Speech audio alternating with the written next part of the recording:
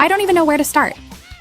I just need to get this out of my head, because the longer it stays there, the more I feel like I'm losing my grip on reality.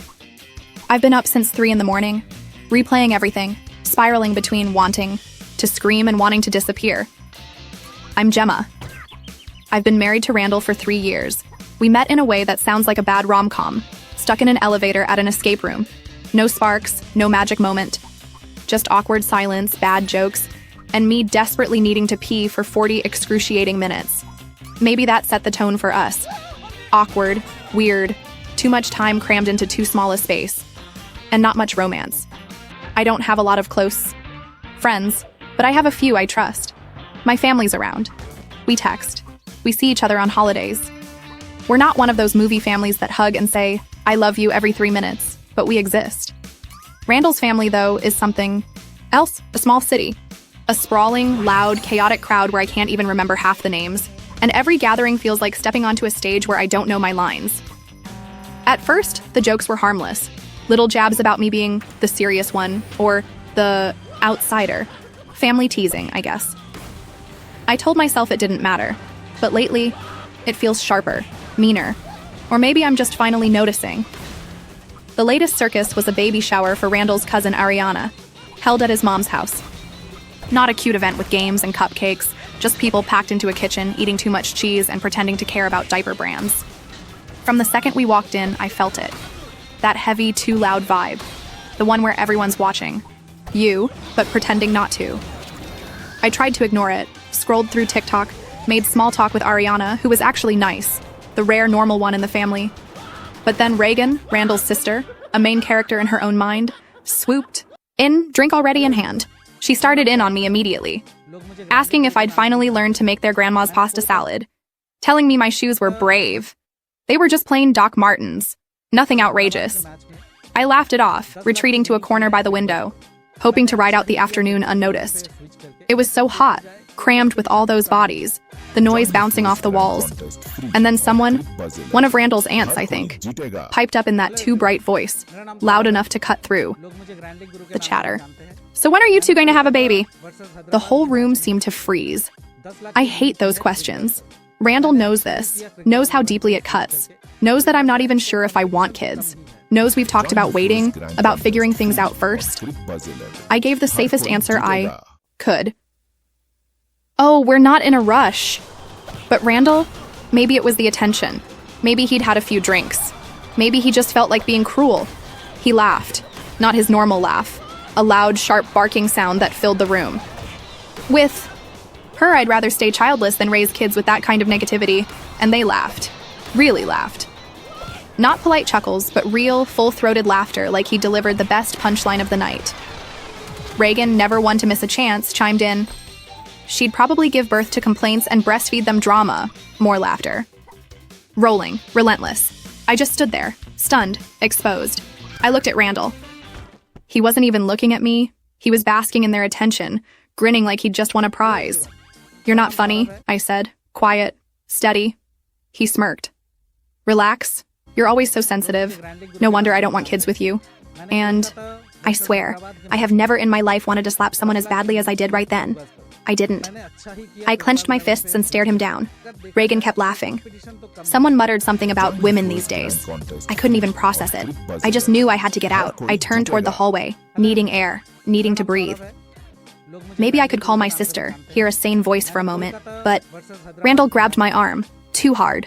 Not violent, but firm enough to make a point. "Where are you going? Don't ruin this for everyone." I yanked my arm free. "Touch me again, and I will." He let go, but not fast enough. As I stormed toward the door, I heard his mom sotto voce like I wasn't even there. "Control your wife. Not talk to me. Control me." I turned, caught her eye, didn't say a word. What was there to say? I kept moving. Pushed past Reagan, who tried to block me like a human roadblock. "Oh, come on, Gemma, it was just a joke." I didn't answer, just knocked over a tray of party favors with my shoulder on the way out. She gasped like I'd pulled a gun. Good. At the door, another aunt, I couldn't even tell you which one, tried to grab my arm, but I twisted away. "Don't. Just don't." I slammed the door behind me. I could still hear Randall's voice inside, trying to smooth things over, trying to pin it all on me. I didn't care. I didn't care about any of them. I just sat in his car, shaking, texting my friend Malene. Can I come over? She said yes without asking questions. Bless her. I drove straight there, barely seeing the road, and spent 2 blessed hours eating cold pizza and pretending the last 3 hours hadn't happened. My phone buzzed endlessly in my bag. Group chats, missed calls, Randall, Reagan, his mom. Turned it off and shoved it deeper into my purse. I didn't go home that night. I texted my mom just so she wouldn't worry. She wasn't even surprised. And maybe that should have told me everything. Lying there on Malene's couch, in a borrowed sweatshirt, I kept thinking the same thing over and over. What the hell just happened? I woke up on Malene's couch to the sound of my phone buzzing itself, off the coffee table. 30, maybe 40 notifications flashing across the screen before I could even blink. Randall, Reagan, his mom, even Ariana. A deep pit settled in my stomach before I even touched the phone. It felt like walking into a room where you know everyone's mad at you, but no one's going to say it straight to your face. I opened the group chat they called Fam Jam. Hated that name. Always had. It was a full-on circus. First Randall asking if anyone had heard from me, then his mom swooping in with some sugary passive-aggressive text about being worried about my health. Reagan posted a meme, a cat with the words drama queen in giant font, and suddenly everyone thought it was open season. Some said I had overreacted. Others insisted it was just a joke. A few, like Ariana, bless her, tried to calm things down. But it was like trying to put out a forest fire with a water pistol. Then Randall's aunt, the one who makes her gluten allergy her entire personality, chimed in about how some people just can't handle family traditions. I felt physically sick. Traditions? Public humiliation counted as tradition now? Scrolling back, I caught the forwarded message my mom had sent me. A text from Randall's mom asking her to talk some sense into me because this isn't good for the family. My mom's response was simple. I'll check in with her. Which meant, you're on your own, kid. By mid-morning, even my own family group chat started buzzing. Mom, trying to play peacekeeper. Dad, throwing in a single thumbs-up emoji and nothing else. Classic. My sister, though, she wasn't playing games. She sent me TikToks about toxic in-laws and then texted, "You should go full scorched earth." For the first time since the baby shower, I actually smiled. Not a big one, just enough. Randall tried calling. I let it ring out. Then came a text. "You're making this worse. You should just apologize so we can all move on." I laughed out loud. A real sharp bark of a laugh. Me? Making it worse? Me, the one who was turned into a punchline? I started to type a reply. Deleted it. Started again. Deleted it again. Nothing I wrote felt strong enough to cover what I was feeling without sinking to their level. Meanwhile, Reagan kept posting in the group chat. Another meme, a woman rolling her eyes with "Here comes the drama" written in Comic Sans. I wanted to throw my phone across the room. Instead, I muted the chat, pulled on a jacket, and went for a freezing, furious walk around Malene's neighborhood. I called her mid-walk, just ranted into the phone while she listened quietly. The end of it, she said, "Want to stay another night?" I said yes. When I got back to her place, there was a new wave of messages. Randall had started DMing me separately, saying he didn't mean it, saying that I knew how his family was, that I shouldn't take it personally. If you just come home, we can talk it out. I stared at that message for a long time, then typed back, "You embarrassed me on purpose." He left me on read. A minute later, Reagan, because of course it was Reagan, screenshotted our private DM and posted it in the Fam Jam chat, adding, "Wow, someone's off their meds." The rage that tore through me was hot and pure. I wasn't even on any medication. Not that it would matter if I was. The cruelty of it was what left me breathless. I texted Reagan directly.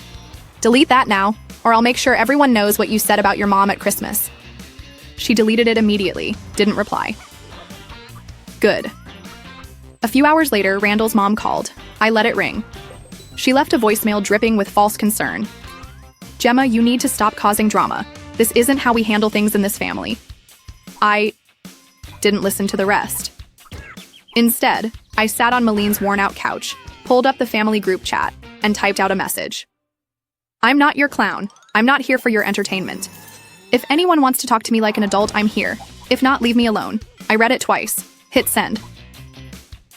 The chat went dead silent for 5 full minutes. Not a single ping, not a single meme. Finally, Randall's aunt, gluten-free ambassador of the year, typed, "See? This is what I mean about outsiders not understanding." I didn't answer. What was the point? Later that night, just when I thought it was finally over, Randall showed up at Maline's apartment. I don't know how he found the address. Probably checked my location on Find My iPhone. Should have turned it off. Maline opened the door, arms crossed like a bouncer. Randall, looking wounded, said, "Can we please just talk?" I answered, "Not here." He pressed, "You can't keep avoiding me forever." I shrugged. "Watch me." He tried to step forward. Maline blocked him without a word. "You're making this worse, Gemma," he said, his voice rising. I stared him down. "You already did that. You're my wife. You have to talk to me." "Not tonight." He kept pushing, getting louder, until Maline threatened to call the building manager. That got him moving. He slammed the door behind him hard enough to rattle the frames. I sagged against the wall. Maline just looked at me and said, "You're not staying married to that guy, right?" "I don't know," I whispered. Later, my mom called again, told me to come home, said she was worried, put my dad on for a second, 2 seconds, long enough for him to say, "If he shows up here, I'll handle it." And for the first time in a long while, I felt something almost like safe. I packed a bag and moved back in with my parents the next morning. My mom acted like it was no big deal, just kept setting extra places at the table like she had expected this all along. My dad barely said anything, just nodded once when I came through the door like he approved but wasn't going to make a big thing of it. Randall kept texting, kept calling. He missed me. He loved me. He didn't mean it. I was making it worse by staying away. His family was worried.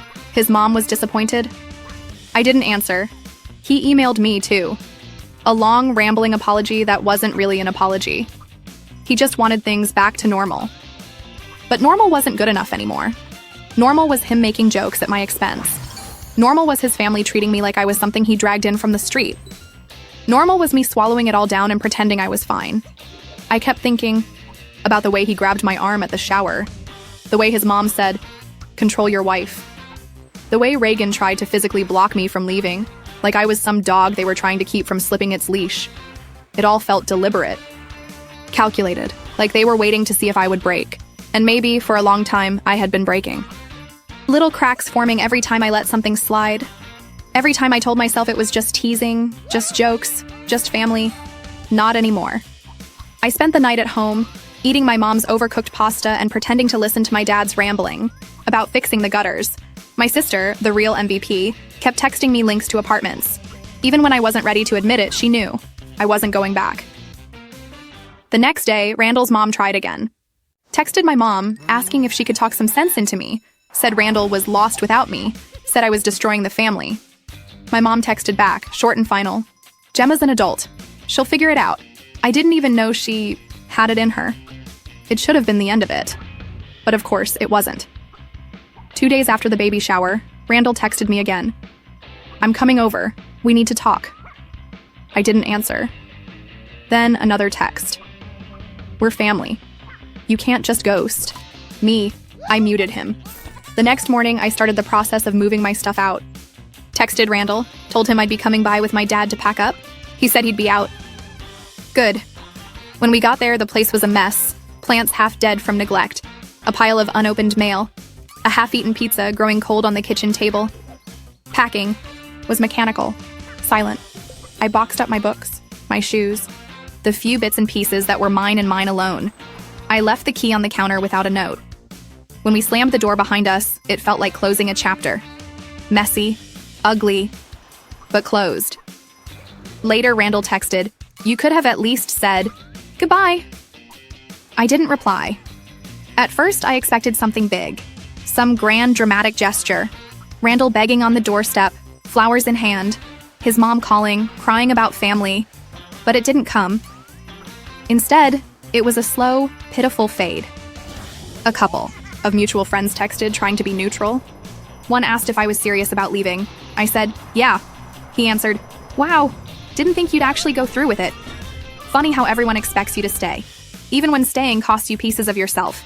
Another friend offered to meet up and talk it out, but I knew what that really meant. They wanted the tea, wanted to know which side to pick.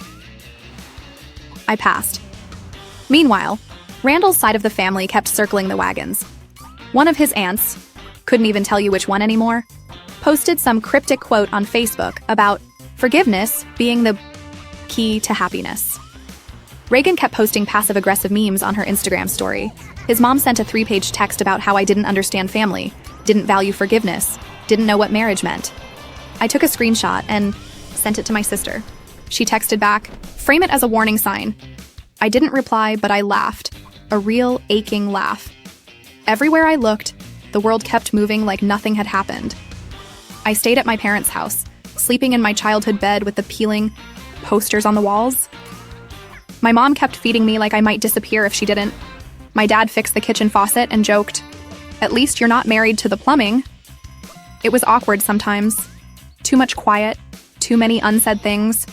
But it was better than the circus I'd left behind. It was quiet. It was mine. It had been a few days. Long enough for the dust to settle. Long enough for Randall's family to think they could pull me back in. That's when Randall's mom texted again, inviting me to a family dinner. At their favorite restaurant. The one with the wobbly chairs and the breadsticks people fought over like it was a sport. She said it was to clear the air and move past this unfortunate drama. I almost laughed out loud. It was so transparent. Hold it somewhere public, where I couldn't cause a scene, where they could pretend everything was fine and sweep it all under the nearest lopsided table. I showed my mom the text. She just said, "Maybe it's a chance to get some closure." My dad, predictably, grunted from the living room. "Do what you want. Just don't let them talk you into anything." For hours, I sat with it, debating, wrestling. Part of me wanted to delete the text and never look back. But another part, the part that still remembered Randall's smirk, Reagan's sneer, his mom's whispered, "Control your wife," burned hot with anger. They had humiliated me in front of a room full of people. They thought I would come crawling back and smooth it over. Not this time. I texted my sister. "Want to come to a weird family dinner as my emotional support human?" She sent back a skull emoji and a solid, "Hell yes. Perfect." The night of the dinner, we drove together, music blasting. Malene, my sister, not my friend, yes, it's confusing, humming off key, tapping the steering wheel with nervous energy. I scrolled through my notes app, rereading everything I had written down. All the comments, all the jokes they thought I would forget. I almost chickened out, almost deleted the whole thing. But Malene grabbed my phone at a stoplight and said, "Don't let them gaslight you into thinking you're the problem." I nodded. Put the phone away. We pulled into the restaurant parking lot, and even from the outside, I could feel it. The heavy weight of fake smiles and forced small talk waiting for me inside. When we walked in, the hostess gave us that pitying look, like she already knew which table we were with. And there they were. Randall, his mom and dad. Reagan, indoors in sunglasses, of course. 2 aunts, an uncle, even Ariana, who just looked exhausted. Randall stood up like he was going to hug me. I just nodded and sat down at the end of the table, putting Malene between us like a shield. The energy was weird. Everyone pretending to be casual. Talking about the weather, the traffic. The menu like this wasn't an ambush. No one mentioned the baby shower. But it hovered there, looming, heavy. Randall's mom finally cleared her throat. "So," she said brightly, "I think we all know why we're here. I'd like to move forward, but we can't do that if people keep holding grudges." She smiled at me, like she was offering me a gift. "It would be helpful," she added, "if everyone could apologize for their part in this, so we can put it behind us." I almost spat out my water. Randall jumped in quickly. "We all said some things," he said, "but Gemma, I think you overreacted. I just want things to go back to normal." Across the table, Reagan snorted under her breath, muttered, "Some people don't even know what normal is." I glanced at Malene. She raised an eyebrow like, well, I almost stayed silent, almost swallowed it all down like I always had. But this time, I didn't. I pulled out my phone, opened my notes app, and said, "Actually, I have a list." Randall's mom blinked, confused. Reagan rolled her eyes so hard I thought they might get stuck. I started reading. "Starting from the first time I met you all," I said evenly. "Here are some of the things you've said to me, just so we're clear on what's just joking and what's actually cruel." I read off the comments, the pasta salad jokes, the jabs about my shoes, my opinions, the time Randall's mom said, "I'd never really fit in until I started dressing like her." The drama queen memes, the baby comment at the shower, Randall laughing at me, not with me. The table went dead silent, except for one aunt who kept sipping her wine like nothing could touch her. Randall tried to interrupt. Okay, but you know we're just joking, right? We don't mean it. I locked eyes with him. You laughed at me, I said. Not with me. You made me the punchline and you didn't care if it hurt. Reagan groaned loudly. Oh my gosh, are we really doing this? Yeah, I said. We are. I turned to Randall, my voice steady. You want to talk about normal, I said. How about the fact that you told me last month you didn't want kids because you couldn't risk me turning them against you? How about how you said you weren't ready to be tied down, but you were ready to use me as a prop for your family? Jokes? The room froze. You want to keep playing Golden Boy, I said. Fine, but I'm done being your shield. Randall's face turned red. He tried to cut me off. Why are you saying this here? Because every time I try to talk to you privately, I said, you act like it's no big deal, so now you can deal with it in front of everyone, just like you. Humiliated me in front of everyone else. Reagan stood up, knocking over her chair slightly. You don't get to come in here and act like you're the victim, Gemma. I stared at her. Then stop acting like I'm the villain just because I won't laugh at your jokes. She took a step toward me. Malene stood up, blocking her. Reagan muttered something under her breath. Didn't catch it, but she sat back down, seething. Randall's mom leaned forward, trying to regain control. This is enough, she said sharply. You're tearing this family apart. I leaned back in my chair. No, I said calmly. You are. By refusing to see what's right in front of you. I reached into my bag, pulled out an envelope, pushed it across the table to Randall. He stared at it, confused. Those are divorce papers, I said. I just need you to sign. The table collectively gasped. Even Reagan stopped fuming long enough to gape. Randall's mom sputtered. You can't be serious. I'm done, I said. And I'm not changing my mind. Randall stood up, grabbing for my arm. I stepped back. Don't touch me. He raised his voice. You're throwing everything away over some jokes. No, I said, sharp as a blade. I'm throwing it away because you and your family don't respect me. Reagan slammed her hand on the table. You're just jealous because you're not. One of us, I laughed, a short, bitter sound. Thank God for that. Malene touched my shoulder lightly, and we turned to leave. Randall followed us into the lobby, pleading. Let's just talk. We can fix this. You don't have to do this. I stopped, turned. You had every chance to fix it, I said. You chose to, embarrass me instead. Now you can live with it, and then we walked out, into the cold night air. Free. I thought after that night, after handing him those papers and walking out the door, that would be it. I was wrong. The next morning, my phone blew up. Missed calls, texts, 3 random numbers I didn't even recognize, Randall's name blinking. Across my screen, over and over. I muted everything before I even got out of bed.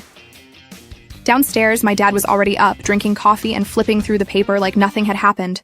He didn't say anything when I shuffled into the kitchen. Just slid a mug across the counter toward me and grunted. I scrolled through the messages, feeling numb. They were all the same. Please talk to me. You didn't have to do that. Let's be reasonable. I muted him too. My mom asked if I was okay. I said, just tired. She made waffles, piled them too high on a plate like she could fix everything, if she just fed me enough. That day my plan was simple. Do nothing. Just exist. Let the silence stretch. But Randall's family had other plans. Randall's mom texted my mom again. Said I was destroying the family. Said Randall was lost without me. Like I was supposed to feel sorry for him now. Like I was supposed to forget everything just because they were uncomfortable. My mom, bless her, didn't fold. Gemma's an adult, she texted back. She'll figure it out. That afternoon, I started boxing up the last of my things. Setting aside everything that was mine and mine alone. It felt lighter somehow. Freeing. I texted Randall. I'll be by with my dad to pick up the rest of my stuff. He replied, I won't be there. Good. When we arrived, the place was a mess. Worse than before, my plants were all dead, mail stacked, up unopened on the counter, dirty dishes still sitting in the sink. It didn't feel like home anymore. It felt like a place where something had ended. I packed my clothes, my books, my photos. My dad hauled boxes out to the car, silent and solid the whole time. When we finished, I left the spare key on the kitchen counter. No note, no goodbye, just the sound of the door slamming behind me. Later that night, Randall texted, "You could have at least said goodbye." I didn't reply. There was nothing left to say. Days passed. I thought maybe he'd finally get the hint. But Randall wasn't built for quiet defeat. He started messaging from new numbers. Long, rambling paragraphs about how much he missed me, how he didn't mean it, how I was overreacting, how marriage was about forgiveness. I muted every single one. At one point, he even emailed me. The subject line just said, "Let's fix this." I deleted it without opening it. Meanwhile, Randall's family started their own little campaign. Whispers, rumors. According to one of my few sane friends still stuck in that orbit, Reagan had started telling people I attacked her at the restaurant. Laughed when I heard it. A real deep laugh that made my ribs ache. Ariana texted me to say she shut it down. "Told her to grow up," she said. "You're the only normal one." It shouldn't have meant as much as it did. But it did. About 4 days after the dinner, Randall's mom sent a novel-length text, 3 pages, telling me I didn't understand what family meant. Telling me marriage was about forgiveness. Telling me I was tearing Randall apart. I took a screenshot and sent it to my sister. She replied, "Frame it as a warning label." I laughed again. Twice in 1 week. A new record. Life moved on. I stayed. At my parents' house, sleeping in my old room with the crooked blinds and the posters that were cool when I was 16. My mom kept hovering, making too much food. My dad kept fixing things that didn't even need fixing. It was awkward sometimes. It wasn't perfect, but it was safe. And for the first time in years, I felt like myself again. It took about a week before things really quieted down. Not because anyone apologized, not because anyone changed, just because even they seemed to realize I wasn't coming back. Randall's texts slowed to a trickle. First pleading, then guilt-tripping, then silence. The last message he ever sent just said, "Please talk to me, I was only joking." I stared at it for a long time. It wasn't anger I felt anymore, or even sadness, just emptiness, like a well that had finally run dry. I took a screenshot, sent it to Malene and my sister. Malene texted, "He's really still on that, huh?" My sister sent back, "Send him a clown emoji." I didn't. Instead, I replied, "So was I. I was just pretending to be your wife." I blocked the number before he could answer. No more second chances, no more explanations, no more pretending. I started focusing on the future, on moving forward, on finding a place that didn't smell like sadness or sound like old arguments. Apartment hunting wasn't exactly glamorous. Everywhere was either too expensive, too small, or had the kind of carpet that made you want to burn your socks. But I found one eventually. Small, bright, a little creaky. Mine. I paid the stupid application fee, signed the paperwork, and stood in the empty living room for a long time, just listening to the silence. It was the best sound I'd heard in months. Meanwhile, Randall stayed, exactly where he belonged, stuck. A mutual friend told me he was crashing at his mom's house. Apparently, she wasn't thrilled about it. The golden child treatment only went so far when there were dirty socks and pizza boxes involved. I didn't care, not anymore. His family kept doing what they always did, pretending it never happened, telling themselves I was the villain in a story they wrote for themselves. Randall's mom still posted cryptic quotes about forgiveness and loyalty. Reagan kept posting her little memes. Someone even tried to float the rumor that I had mental health issues, and that's why I snapped. Typical. Blame. The woman who got tired of being punched down at. Paint her as unstable when she finally stands up. I didn't correct them. Didn't post my side. Didn't argue. They could keep their fantasy. I had real things to build. The day my divorce paperwork was finalized, my sister made me a cake. Pink. Frosting. Messy handwriting. "Congratulations on your divorce." I laughed so hard I almost dropped it. My mom hovered in the kitchen, pretending not to cry.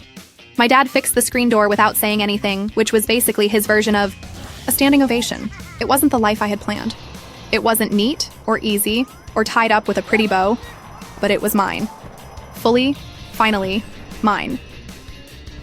Randall will probably always tell people I was difficult.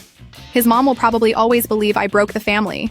Reagan will probably be posting passive-aggressive memes until the day she dies. Let them. I have no interest in carrying their version of me anymore. I stood up for myself. I got out. And maybe that's not the kind of fairy tale ending you put on a cake. but it's the kind of ending you fight for when you finally realize you deserve better.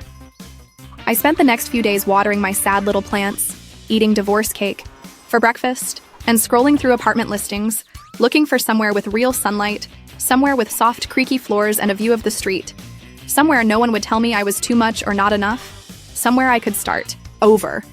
And for the first time in a long time, I wasn't scared of starting from zero. I was ready.